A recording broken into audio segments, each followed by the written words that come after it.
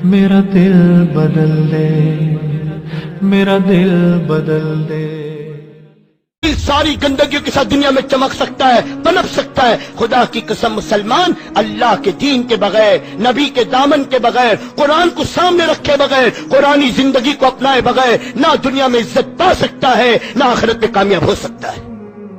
ان کے چلنے کی راہ الگ ہے، ہمارے چلنے کی راہ الگ ہے۔ ان کے جینے کے انداز الگ ہے، ہمارے جینے کے انداز الگ ہے۔ ہاں، تیری جدا پسند ہے، میری جدا پسند ہے۔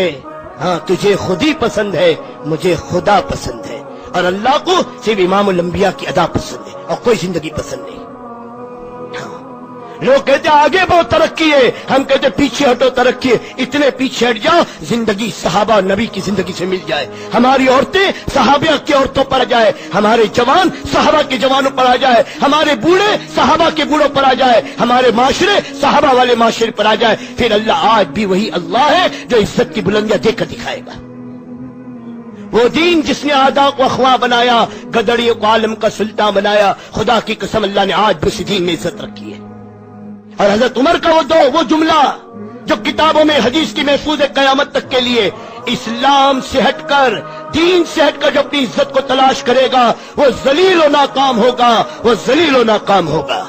ہمیں جو کچھ عزت ملی ہے اسلام کی وجہ سے ملی ہے، اسلام سے ہٹ کر جو اپنی عزت تلاش کرے گا۔ اور آج تو مسلمان کہہ رہا ہے اسلام بازو میں رکھو، اسلام کو، ہاں روٹی بھوکے مرو گے، رکھو اسلام کو بازو میں، ہاں بڑا اسلام کی بات کرو، رکھو بازو میں، آگے بڑھو، آگے چلو چلو دنیا میں۔ حضرت عمر کہہ رہے عزت چاہتے ہو اسلام پر آؤ۔ ہمیں جو کچھ عزت ملی اسلام کی وجہ سے ملی، اس سے ہٹ کر عزت کو تلاش کرے گا وہ ذلیل و ناکام ہوگا۔ حضرت ابوبکر صدیق کا کیا جملہ ہے کہ دین میں کمی آئے اور ابوبکر زندہ رہے، یہ ہو نہیں سکتا۔ زکوٰۃ میں جو رسی دیتا تھا جانور کے ساتھ وہ بھی نہیں دے گا تو میں قتال کروں گا، یا اللہ کا دین زندہ ہوگا یا ابوبکر کی قبر بنے گی۔ لوگوں نے کہا ابوبکر اپنے حال پر رحم کرو، یہ اللہ کے نبی کی پاک بیویاں جن کے دل پھٹے ہوئے ہیں، نبی کی جدائی کا غم، نبی کی وفات کا غم، جن کے دلوں کو زخمی کیے ہوئے، ان پاک بیویوں کا جو پوری امت کی ماں ہے، امانتیں ہیں، ان کا خیال کرو، یہ مدینہ کی بستی کا خیال کرو۔ قیامت تک کے لیے ابوبکر صدیق نے بتایا مدینہ کی عزت دین کی وجہ سے ہے، ان پاک بیویوں کا اکرام اور احترام کہ دین کی وجہ سے ہے۔ اگر دین ہی نہ رہا تو ان کا کیا اکرام رہے گا اور مدینہ کا کیا احترام رہے گا۔ کیا فرمایا؟ مدینہ آگ کی بھٹی بن جائے، مدینہ آگ کی بھٹی بن جائے، میری اور اللہ کی نبی کی پاک بیویوں کی لاشیں زمین پر پڑی ہوئی ہو، ہماری لاشوں کا دفن کرنے والا کوئی نہ ہو، جنگل کے بھوکے بھیڑیے اور کتے آ کر ہماری لاشوں کو گلیوں میں گھسیٹتے پھرے، ابو بکر اسے گوارا کر سکتا ہے، لیکن دین میں کمی آئے اور ابو بکر زندہ رہے، یہ نہیں ہو سکتا، یہ نہیں ہو سکتا، یہ نہیں ہو سکتا۔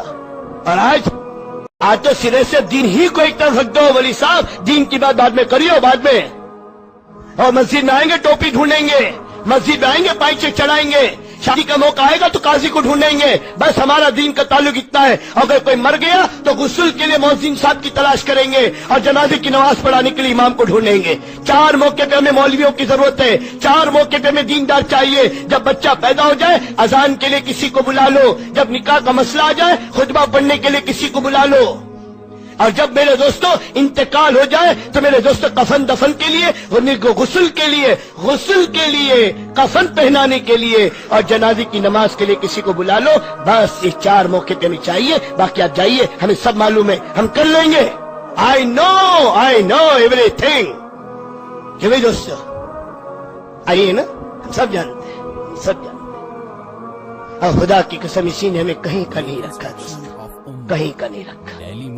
گھر کو آگ لگی ہے گھر کے چراغ سے، آج خود مسلمان اپنا دشمن ہے، اپنا دشمن ہے، اپنا دشمن ہے۔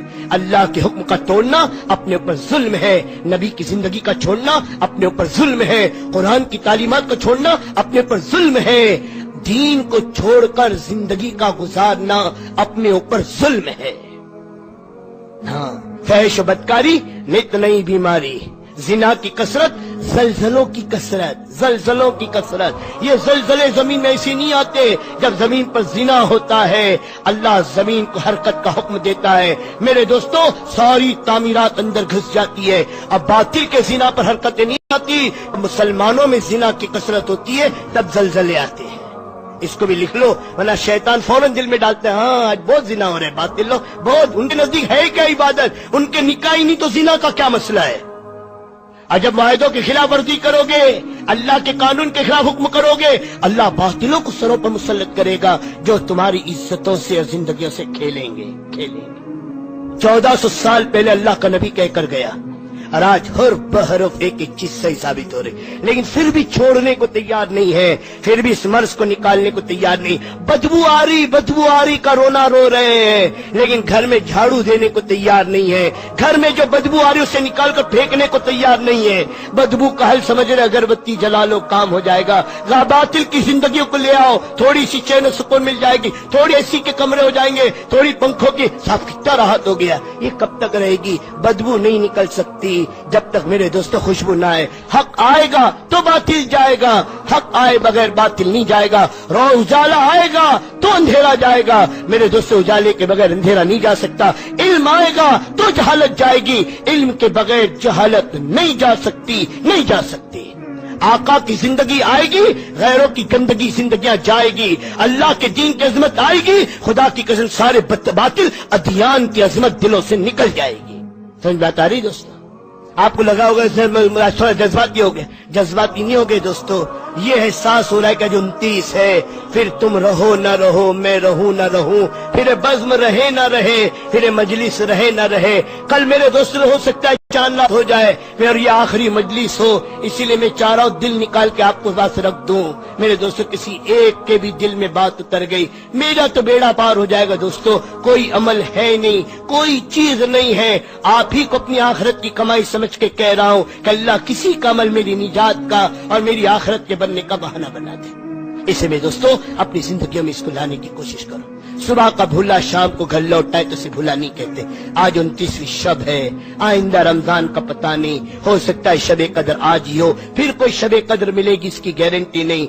ईद के मजदूरी के दिन हम मजदूरी लेने जाने के काबिल होंगे कि सब, इसकी भी गारंटी नहीं है। मौत सर पर खड़ी है, हो सकता है बाजार में हमारे नाम के कफन का कपड़ा आ चुका हो, और मेरे दोस्तों दुकानदार ने कफन का कपड़ा काट लपेट कर भी रख दिया हो। मेरे दोस्तों, अतर फिरोश ने शीशी के अंदर हमारे नाम की बदन पे मलने वाली अतर भी मेरे दोस्तों ने निकाल कर रख दी हो।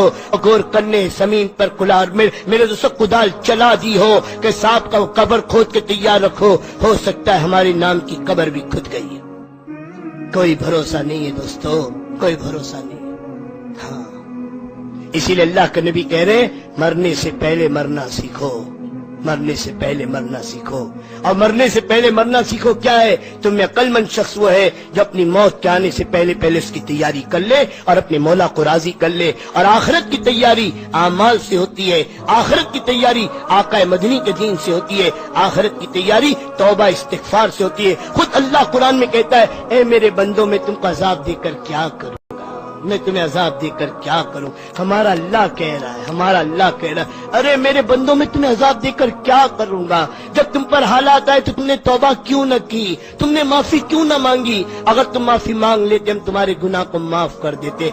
4 साल का बच्चा अपनी माँ का गुस्सा ठंडा करना जानता है, ये 6 फीट का इंसान अपने रब के गजब को ठंडा करना क्यों नहीं जानता। वो अल्लाह तो ठंडा होने को तैयार है, वो अल्लाह तो अपना गुस्सा खत्म करने को तैयार है। कोई आंख रो तो दे, कोई दिल कांप तो जाए, कोई हाथ उठ तो जाए, कोई अपनी अल्लाह की बारगाह में कह तो दे कि अल्लाह हमें माफ कर दे, अल्लाह हमें माफ कर दे, हम मुजरिम हैं, अल्लाह हमें माफ कर दे। कोई कह तो दे, कोई